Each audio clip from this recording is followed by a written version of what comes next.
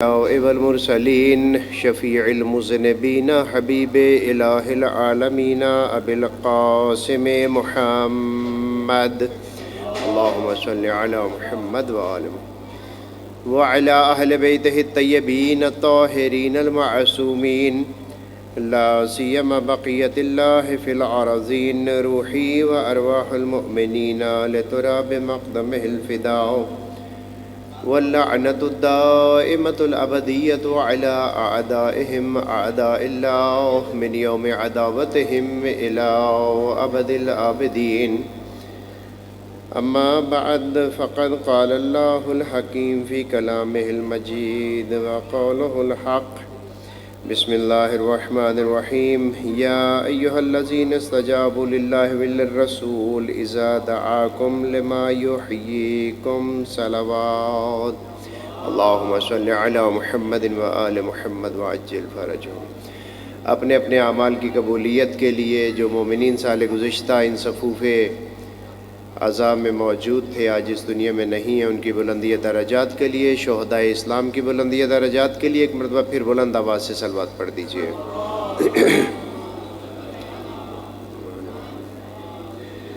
اس مدرسہ کے بانیان اور اس مدرسہ میں خدمات انجام دینے والے بالخصوص حضرت علامہ الشیخ محمد حسین آل اللہ مقامہ الشریف اور ان کے فرزند برادر عزیز جناب مولانا علی رضا صاحب مرحوم، ان سب کی بلندی درجات کے لیے ایک مرتبہ پھر صلوات پڑھ دیجئے. اللہم صلی علی محمد و آل محمد وعجل فرجہم.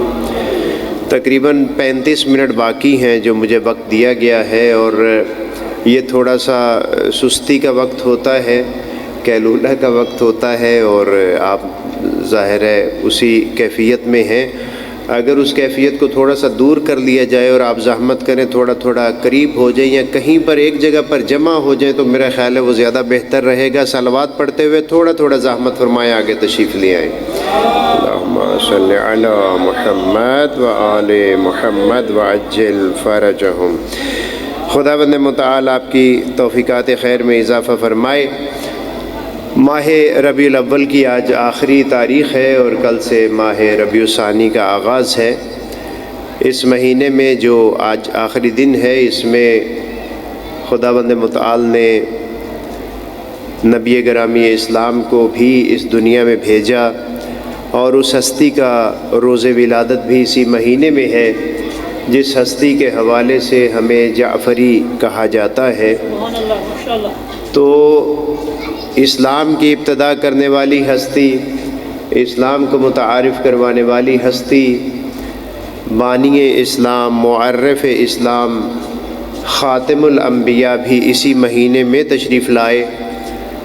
اور ان کی تعلیمات کو جب لوگوں نے بعد میں جو ذمہ دار بن بیٹھے تھے، انہوں نے جب سختی سے پائمال کیا تو پھر واقعہ کربلا کے بعد ایک نیا دور شروع ہوتا ہے.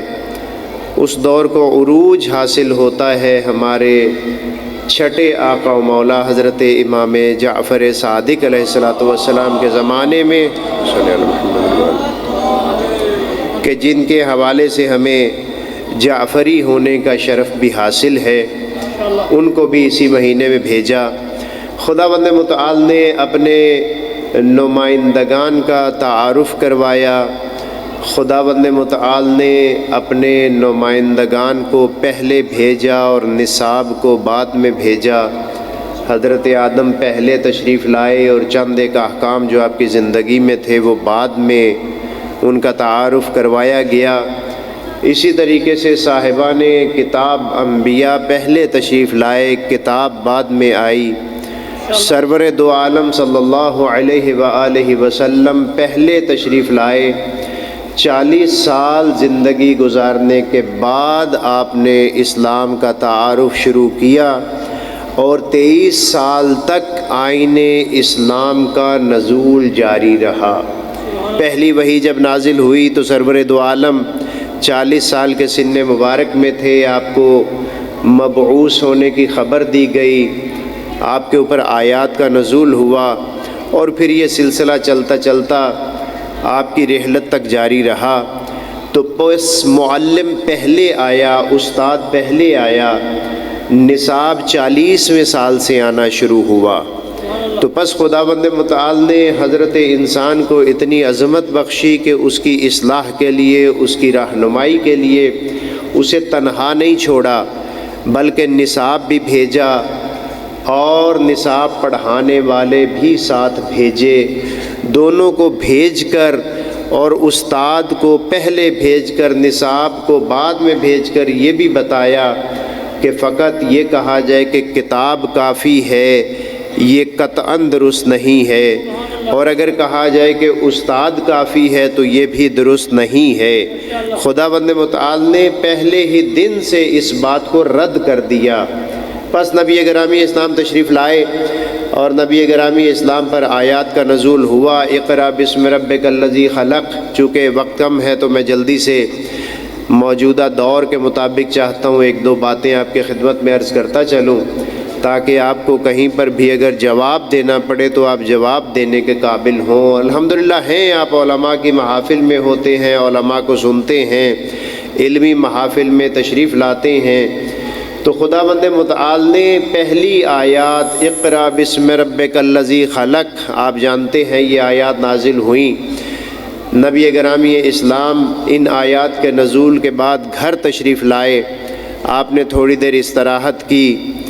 اس کی وجہ یہ تھی کہ حکم خداوند متعال کو تحمل کرنا، اسے اٹھانا کوئی آسان کام نہ تھا۔ خود قرآن مجید سورہ مبارک حشر میں فرماتا ہے لو انزلنا ھذا القرآن علی جبل لرأیتہ خاشعا متصدعا من خشیۃ اللہ، پہاڑ بھی خوف الہی کی وجہ سے ان آیات کے نزول کے موقع پر ریزہ ریزہ ہو جاتا۔ اگر آیات کا نزول پہاڑ کے اوپر ہوتا تو نبی گرامی اسلام کا انتخاب کیا کہ ایک ایسی مضبوط ہستی جن کے قلب مبارک نے اس قرآن کو برداشت کیا، وہی اس کا تحمل کرنا، اسے اٹھانا، اللہ کے پیغام کو وصول کرنا کوئی آسان کام نہیں ہے۔ اس کا ایک اور شاہکار آپ دیکھتے ہیں جب آپ حج پر یا عمرے پر تشریف لے جاتے ہیں، بیت اللہ شریف میں ایک جگہ ہے جسے مقام ابراہیم کہتے ہیں، اس کی خاص خصوصیات ہیں، اس وقت تو بیان نہیں کی جا سکتی۔ وہاں پر جن لوگوں نے اس مقام پر دیکھا ہے توجہ سے تو اس کے اندر ایک پتھر رکھا ہے جس کے اوپر ظاہراً گولڈ سونا چڑھا دیا گیا ہے۔ اس پتھر میں 2 قدموں کے نشان موجود ہیں۔ تاریخی حوالوں کے مطابق وہ نشان حضرت ابراہیم کے قدموں کے ہیں۔ جب حضرت ابراہیم نے گھر کی تعمیر کو مکمل کر لیا تو حضرت ابراہیم کو حکم ہوا اذن فی الناس بالحج، اے ابراہیم اب گھر بن گیا ہے، پاک بھی ہو گیا ہے، پاکیزہ ہو گیا ہے، اب اذان دیجئے، لوگوں کو بلائیے، اونچی آواز سے پکاریے حج کے لیے کہ لوگ یہاں پر تشریف لائیں۔ حضرت ابراہیم نے جب یہ حکم خداوند متعال سنا تو حضرت ابراہیم نے اسے بہت وزنی محسوس کیا۔ حضرت ابراہیم نے اپنے آپ کو گویا کہ کم صلاحیت محسوس کیا، وہاں اللہ سے مدد چاہی۔ خداوند متعال نے حضرت ابراہیم سے کہا کہ آپ بیت اللہ سے ٹیک لگائیے اور اسی پتھر کے اوپر، یہ پتھر جو مکہ کی تعمیر میں، بیت اللہ کی تعمیر میں آپ کا مددگار تھا، اس کے اوپر کھڑے ہو جائیے اور لوگوں کو پکاریے۔ حضرت ابراہیم نے سہارا لیا بیت اللہ کی دیوار کا، اس پتھر کے اوپر کھڑے ہو کر پوری کائنات میں حج کے لیے، دعوت کے لیے صدا کو بلند کیا۔ اس موقع پر روایات میں ہے کہ جب آپ صدا دے چکے اور آپ نے ہلنا چاہا تو آپ کے قدم پتھر کے اندر جا چکے تھے، اتنا وزنی تھا وہ الہی پیغام کہ پتھر بھی آپ کے بوجھ کو برداشت نہ کر سکا۔ تو پس نبی گرامی اسلام بھی گھر میں تشریف لائے، تھوڑی سی استراحت کی۔ اس کے بعد خداوند متعال نے پیغمبر گرامی اسلام کو حکم دیا، اے ہمارے حبیب انذر عشیرتک الاقربین، دعوت ذوالعشیرہ، یوم الدار بھی اسے کہتے ہیں، دعوت ذوالعشیرہ بھی ہے۔ نبی گرامی اسلام کے لیے ابھی نماز کا حکم نہیں آیا کہ نماز کے لیے پکاریے، حج کا حکم نہیں آیا، زکوٰۃ کا حکم نہیں آیا، جہاد کا حکم نہیں آیا۔ پہلا جو حکم آیا، انذر عشیرتک الاقربین، اے ہمارے حبیب اس نبوت کے کام کو، اس رسالت کے کام کو اپنے گھر سے شروع کیجئے۔ تو بس معلوم یہ ہوا کہ اگر ہم کوئی اچھا کام کرنا چاہتے ہیں تو سب سے پہلے اپنے آپ سے شروع کرنا ہوگا۔ نبی گرامی اسلام نے دعوت کا اہتمام کیا، اور اس دعوت کے متعلق معروف ہے کہ آپ نے خاص مقدار بتلائی کہ ایک ران بکرے کی پکائی جائے، اور ساتھ 3 کلو دودھ کی روایت ملتی ہے کہ 3 کلو دودھ کا اہتمام کیا جائے۔ دعوت کی گئی، اس دعوت میں تقریباً 40 افراد شریک ہوئے۔ اب آنے والوں نے بھی دیکھ لیا کہ کتنا پکا ہوا ہے، تو وہ بھی اس زمانے میں سمجھتے تھے کہ کیفیت کیا ہو اور کس قسم کی ہو، دعوت کس قسم کی ہو، تو وہاں پر کس طریقے سے اپنے آپ کو آگے کرنا ہے۔ خیر، غذا کا سلسلہ شروع ہوا۔ بہت سے لوگوں کا خیال تھا کہ ہم فرزند عبداللہ کو، عبد المطلب کے پوتے کو یہاں شرمندہ کریں گے کہ غذا کم ہے، افراد زیادہ ہیں، لیکن حکم خداوند متعال سے 40 کے 40 افراد نے ٹھیک طریقے سے کھایا۔ جب یہ منظر ابو لہب نے دیکھا تو اس نے اس محفل کو خراب کرنے کے لیے فوراً کہا کہ ہمارے بھتیجے نے ظاہراً جادو کیا ہے، وگرنہ ممکن نہ تھا کہ ایسا ہو پاتا کہ کم مقدار کو زیادہ افراد کھا سکتے۔ محفل خراب ہو گئی۔ چلے گئے اٹھ کر۔ دوسرے دن بھی دعوت ہوئی، تیسرے دن بھی دعوت ہوئی، تیسرے دن خاص اہتمام کیا گیا۔ دعوت کے موقع پر جیسے ہمارے ہاں بعض جگہ پر ایسے ہوتا ہے کہ جیسے ہی مجلس ختم ہو جاتی ہے تو دروازہ بند کر دیتے ہیں تبرک کے تقسیم کرتے وقت، یا بعض جگہ پر ایسے ہوتا ہے کہ جب آتے ہیں تو اسی وقت تبرک دے دیتے ہیں، پھر جیسے ہی خطیب خطابت شروع کرتا ہے 5 منٹ کے بعد بند کر دیتے ہیں۔ وہاں بھی ظاہراً کچھ اس قسم کا اہتمام کیا گیا کہ آج کوئی بھاگنے نہ پائے۔ خیر، کھانے والوں نے کھایا۔ اس کے بعد نبی گرامی اسلام نے اعلان کیا۔ اب نبی گرامی اسلام کو سب جانتے تھے، اور اس وقت تک نبی گرامی اسلام کو سب صادق اور امین مانتے تھے۔ اس وقت صادق اور امین مانتے تھے جب وہ مسلمان نہ تھے، یہودی تھے، نصارہ سے تعلق رکھتے تھے، بت پرست تھے، مسلمان نہ تھے۔ مسلمان نہ ہونے کے باوجود وہ رسول اللہ کو صادق اور امین مانتے تھے۔ نبی گرامی اسلام نے ان کے آگے خطبہ دیا، اور پھر اس کے بعد فرمایا کہ تم جانتے ہو اور میں بھی تمہیں بتا دیتا ہوں کہ خداوند متعال نے کسی بھی قوم کی طرف ایسا صالح جوان نہیں بھیجا جیسا مجھے بھیجا ہے۔ اپنا تعارف کروایا۔ اس تعارف کروانے کے بعد آپ نے 40 افراد کے اس مجمع کو یہ دعوت دی کہ اللہ نے مجھے دعوت توحید کا فریضہ دیا ہے، میں یہ چاہتا ہوں کہ تم لوگ اس دعوت میں میرے شریک بن جاؤ۔ تم میں سے کون شخص ہے جو اس دعوت میں میرا مددگار بنے گا؟ اور ساتھ ہی رسول اللہ نے انعام کا اعلان کر دیا، جو شخص بھی اس دعوت میں شریک ہوگا وہ میرا بھائی ہوگا، میرا خلیفہ ہوگا، میرا وصی ہوگا۔ میرے بعد نہیں، فیکم کا لفظ استعمال کیا۔ رسول اللہ نے یہ نہیں فرمایا کہ ہوا اخی و وصی و خلیفتی من بعدی، نہیں فرمایا، فرمایا فیکم، تمہارے درمیان وہ میرا بھائی بھی ہوگا، میرا وصی بھی ہوگا، میرا خلیفہ بھی ہوگا۔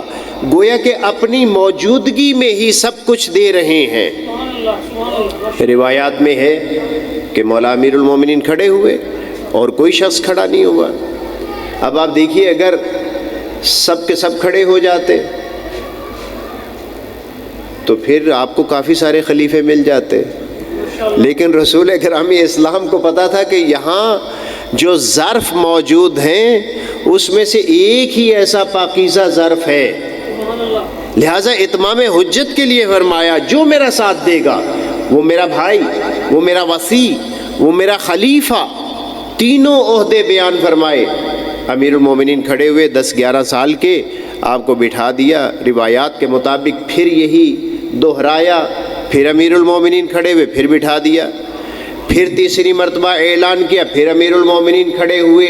جب کھڑے ہو گئے تو اس کے بعد اپنے قریب بلایا اور آپ کے کاندھے پر شانے پر ہاتھ رکھ کے فرمایا ھذا اخی و وصیی و خلیفتی فیکم فاطیعوہ، سب سے کہا کہ اس کی اطاعت کرو، سب سے کہا اس موقع پر۔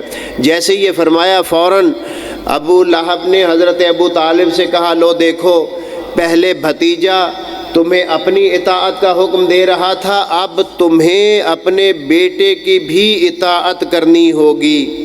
یہ کہتے ہوئے قمیض کو جھاڑا اور نکلنے لگ گیا۔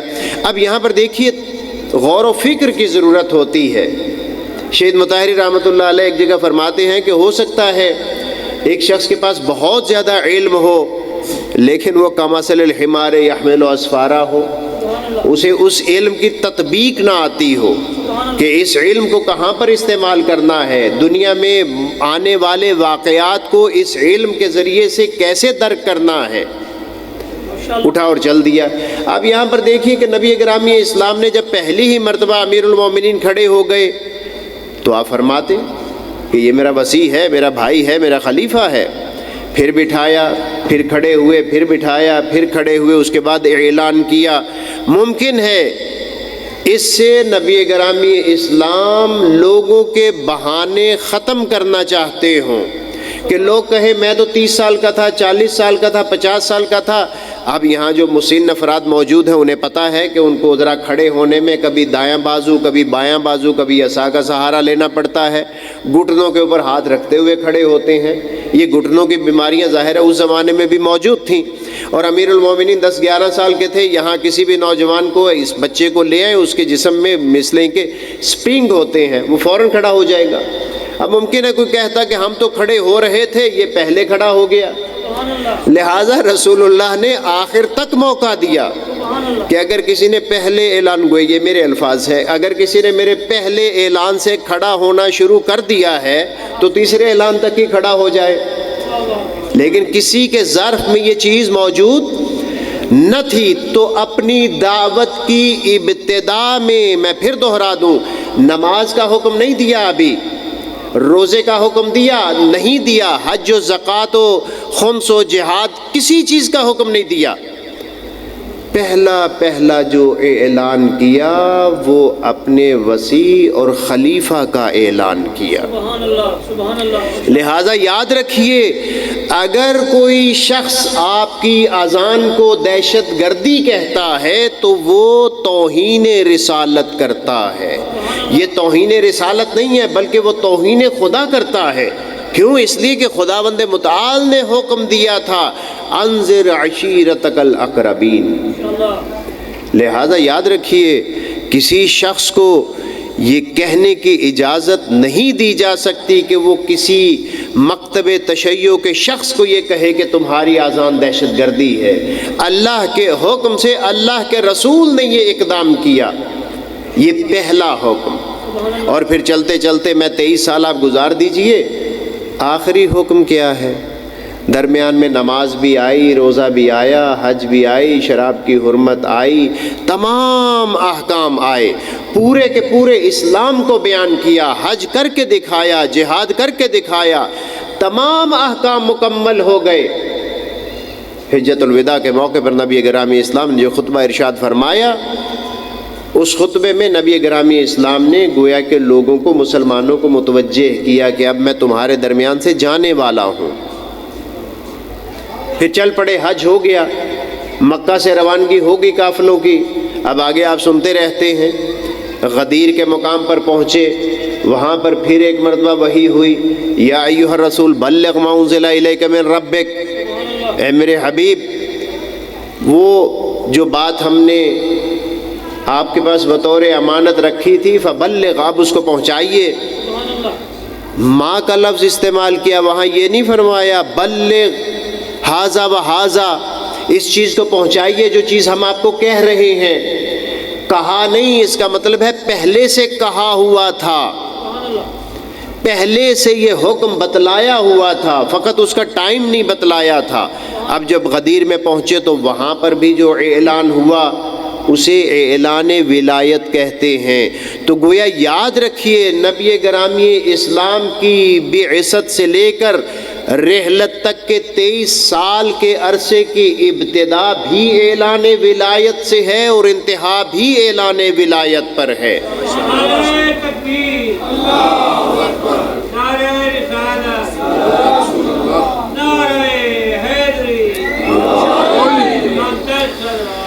اللہم صلی علی محمد و آل محمد۔ تپس جو حکم ہوا قرآن مجید میں بہت سے احکام، ان میں سے ایک حکم میں نے آپ کی خدمت میں عرض کیا، اے صاحبان ایمان استجیبوا للہ وللرسول، اپنے آپ کو اللہ اور اللہ کے رسول کو جواب دینے کے لیے آمادہ رکھا کریں۔ استجیبو کی میں زیادہ لمبی وضاحت میں نہیں جاتا، لیکن آپ کو بتلا دوں دنیا داری کے اعتبار سے۔ آپ نے کبھی ایتھلیٹس کو دیکھا ہوگا جب وہ ابتدا کرتے ہیں تو وہ زمین پر جھک جاتے ہیں، ایک پاؤں ان کا پیچھے ہوتا ہے، ایک پاؤں آگے ہوتا ہے، پیچھے والے پاؤں کے ساتھ لوہے کا ایک سٹیپ لگا ہوتا ہے جس کی مدد سے وہ ایک دم سے جیسے فائر ہوتا ہے تو ایک دم بھاگتے ہیں۔ یہ استجیبو کا سادہ سا مطلب یہ ہے کہ اپنے آپ کو بالکل تیار رکھو، اصلاً تمہاری توجہ کسی طرف نہیں ہونی چاہیے، جیسے ہی اللہ یا اللہ کے رسول کی طرف سے کوئی بات ہو استجیبو، فوراً جواب دو۔ اب یہ جو میں نے کہا اللہ اور اللہ کے رسول کی طرف سے کوئی بات ہو آپ کو سمجھانے کے لیے کہا، اس سے آگے بڑھیے۔ اے صاحبان ایمان جواب دینے کے لیے اپنے آپ کو تیار رکھو۔ آگے ہے اذا دعاکم، جس وقت وہ تمہیں پکارے۔ کون پکارے؟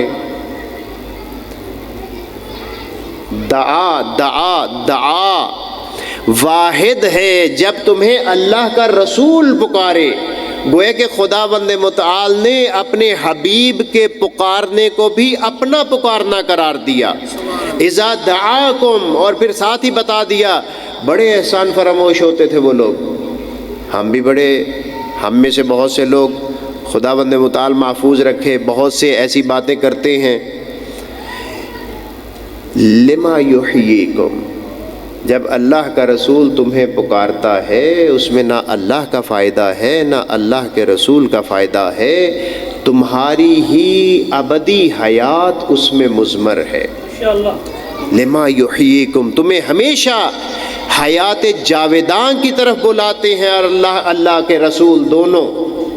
اور پھر اس سے آگے یہ بھی بتلایا کہ اگر کسی گڑبڑ کے تحت تم پکار پر لبیک کہتے ہو تو ان اللہ یحول بین المرء وقلبہ، خداوند متعال تمہاری جان اور روح تمہارے بدن اور قلب کے درمیان میں موجود ہے۔ تمہاری نیتوں کو خداوند متعال کی ذات بابرکات جانتی ہے۔ تو بس اس مختصر وقت میں خلاصہ کلام یہ نکلا کہ خداوند متعال نے اپنے حبیب کے ذریعے سے جو دین اسلام ہم تک پہنچایا اس کی ابتدا بھی ولایت سے ہے اور انتہا بھی ولایت پر ہے۔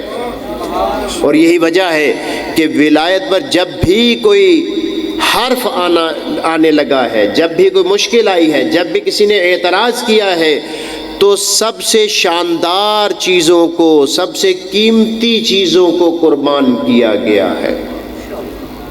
اگر نبی گرامی اسلام کی رحلت کے ساتھ ہی مولا امیر المومنین کو روکنے کی کوشش کی جاتی ہے تو سب سے پہلے ولایت کے دفاع کے لیے بضعۃ الرسول میدان میں آتی ہیں۔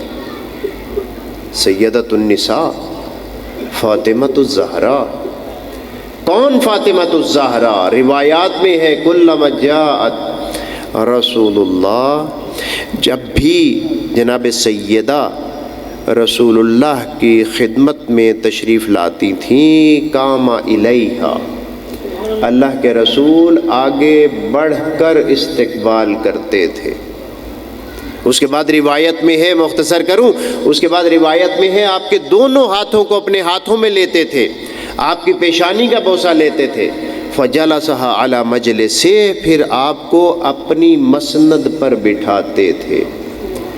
اب روایت میں یہ نہیں لکھا ہوا کہ باپ بیٹی کو اپنی مسند پر بٹھاتا تھا، اور روایت کے شروع میں ہے کہ جب بھی آتے تھے تو قام الیہا، رسول اللہ ان کے لیے کھڑے ہوتے تھے۔ رسول اللہ اپنی مسند پر بٹھاتے تھے، بٹھا کر بتاتے تھے کہ میں اپنی زندگی میں بھی تمہیں یہ تعلیم دے رہا ہوں کہ اگر میری بیٹی آ جائے تو اس کا کم از کم اتنا احترام کرنا لازم ہے، اس کے لیے مسند رسول کم از کم ہونی چاہیے۔